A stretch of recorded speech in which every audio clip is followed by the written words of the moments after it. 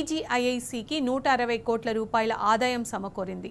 దీన్ని బట్టి ఎకరా ధర 164 కోట్లుగా చెప్పొచ్చు. నాలెడ్జ్ సిటీగా పేరుగాంచిన పాన్ మక్తా ప్రాంతంలో గత అక్టోబర్లో టీజీఐఐసీ వేలం నిర్వహించగా ఎకరా భూమికి 177 కోట్ల రూపాయల ధర పలికింది.